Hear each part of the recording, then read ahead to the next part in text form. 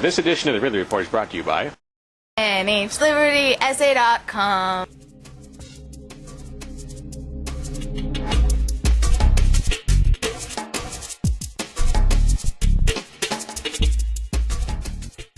And I have a Ron Paul shirt on the inside and a nice sweater on the outside. And eventually what they do is they force me to pick between the two, and I just pick the warmer one because I don't know how cold I might be. This pays off as I lie down on the bench. It's very comfortable in that sweater, might not be so comfortable in a short-sleeved shirt. Unfortunately, my nap is not to last for very long. I get a rap on the door. Well, they don't knock. I think they just open it. They come in, and they take me right back outside.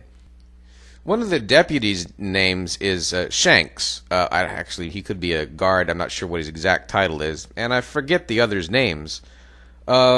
But they take me out there, and one of the deputies or guards seems to sort of brace himself. Then he asks me for my date of birth. And you know, I'm not even sure it was a deputy or a guard. It might have been Keene Police. But anyway, whoever it was, he doesn't get the answer to his question. When I fail to give the answer, he acts as though he is totally not surprised. He seems to have been paying attention to what's going on. I say, thank you for paying attention to what's going on. He says, I was just asking because we need that information in order to release you. And I just looked at him and I said, what makes you think I want to be released? And I smiled at him, and as I recall, everybody started laughing. And I said, well, you know, this is not a new line. That's what Thoreau said when they tried to let Thoreau out of jail. He didn't want to be let out. He said he had a right to be in that jail to protest the Mexican War.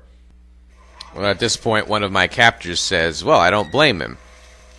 And I hope he doesn't blame me either. Or at least that's what I should have said to my captors. Or I guess I should have said, I hope you don't blame me either. I tell him that Thoreau was angry when they let him out.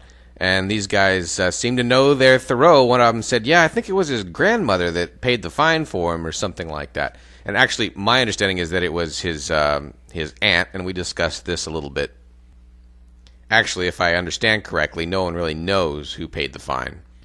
Anyway, within minutes after that, I am released, and all four of my captors seem to sort of line up along the way.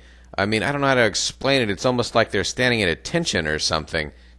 Not literally, but it's just a sense that I got. And so anyway, at that point, I thanked them for their politeness and professionalism and exited the scene.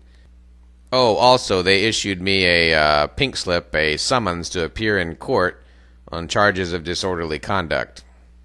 I've got to appear on April 13th. They also give me a receipt for my camera phone, which they hold onto. They say I won't get it back till the matter is resolved. They return my jacket and backpack, so I leave the scene without being particularly cold. And I walk back towards City Hall, thinking that the arraignments and whatnot are probably still going on.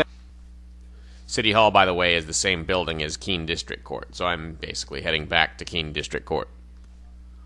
I walk right back inside, up the same stairs, and into the same spot where I was arrested. Well, the scene is clear of liberty lovers. But there are a couple of bailiffs who look a little bit shocked to see me. I run immediately into Lance, who is one of the court security bosses who just helped arrest me. This man. I say hi to him, he shakes my hand, and he says it's nothing personal.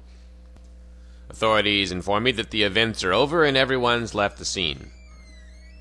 So I head back downstairs, refuse to use the City Hall payphone, because I'm afraid some of the money might go to the city.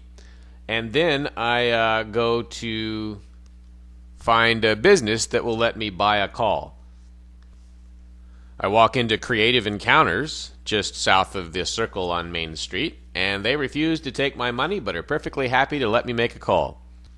They're an art store and frame store, if I recall correctly. I call Porcupine 411, inform them that I'm heading back to Keene District Court. I think that's what I said.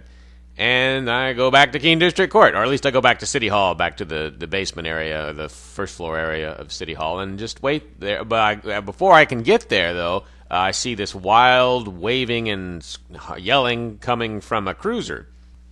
And that's the activist on steroids, Mike Barsky, who's got a lot of the other activists with him. They spill out of the car, and we all link up at City Hall. They charged me with disorderly conduct. They wanted some information from you that you wouldn't give them.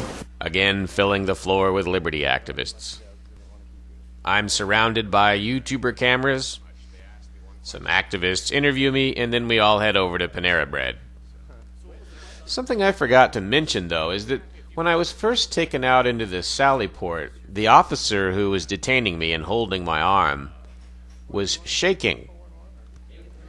Was he cold? Was he worried that his every move was going to be reported to media outlets? Or did he feel uncomfortable about what he was being asked to do? I don't know. I can only tell you I was not cold.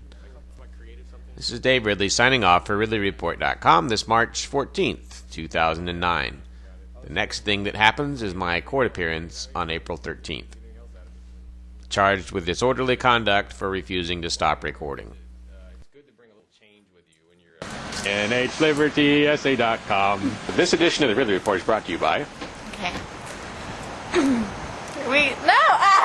NHLibertySA.com. If you believe in liberty and are good at writing about it, then enter the NH Liberty Essay Contest. You could earn up to $200 in prizes, and you could crush the other students.